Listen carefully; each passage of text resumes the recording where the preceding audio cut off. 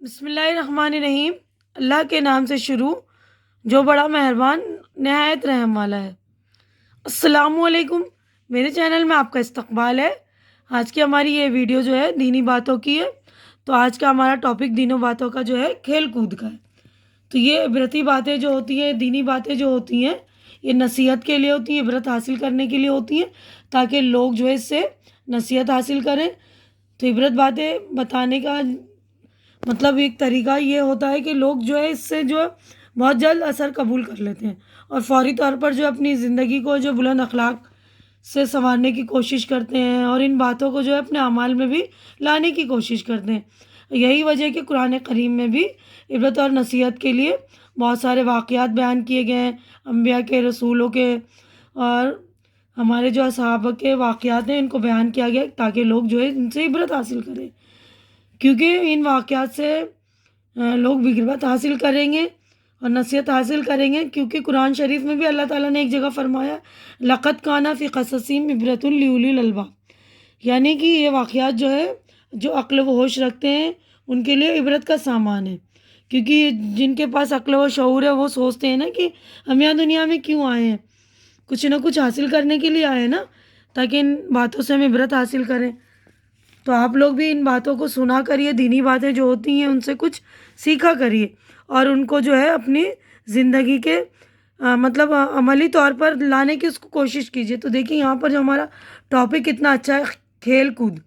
کھیل کود کا ٹاپک ہے نا، کھیل کود سے بدن میں چستی اور پھرتی رہتی ہے، کھیل کود سے جسم تندرست اور طاقتور رہتا ہے، اس لیے ہمیشہ اچھے کھیل کھیلو۔ تیر چلانا اور ایسے کھیل جن سے نشانے کی مشق ہو سیکھو، مگر دیکھو نشانے کی مشق اس طرح مت کرو جس سے کسی کو تکلیف پہنچے۔ تیرنا سیکھو، لیکن جب تک کوئی سمجھدار تیراک نہ ہو تیرنے کی مشق مت کرو، اور زیادہ پانی میں بھی تیرنے کی مشق نہ کرو۔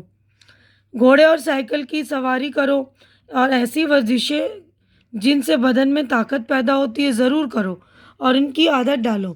تندرست آدمی اللہ تعالیٰ کی خوب عبادت کر سکتا ہے، یعنی جو آدمی تندرست رہتا ہے وہ اللہ کی بھی عبادت کرے گا نا خوب اچھی طرح سے، اور قوم کی بھی بھرپور خدمت کر سکتا ہے۔ ایسے کھیل ہرگز نہ کھیلو جن سے کسی کو تکلیف پہنچے اور جن سے عادتیں خراب ہوں، یعنی ایسے کھیل نہیں کھیلنا چاہیے ہمیں جن سے عادتیں خراب ہوتی ہیں۔ آج کل جو یہ موبائل کا لگ گیا ہے نا چسکا بچوں کو، تو یہ ان چیزوں سے جو ہمیں دور رہنا چاہیے، کیونکہ یہ ان سے جو ہے عادتیں خراب ہو رہی ہیں۔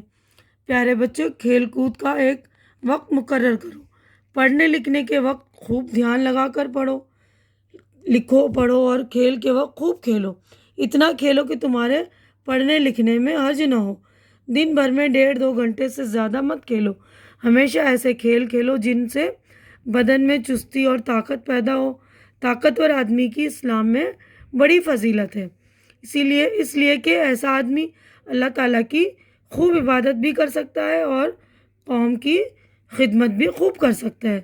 حضور صلی اللہ علیہ وسلم نے فرمایا طاقتور مومن کمزور مومن سے بہتر ہے، یعنی آپ اچھی طرح سے کھیلیں گے، خوب ورزش وغیرہ کریں گے تو آپ کے بدن میں جو چستی بھی پیدا ہوگی اور طاقت بھی پیدا ہوتی ہے۔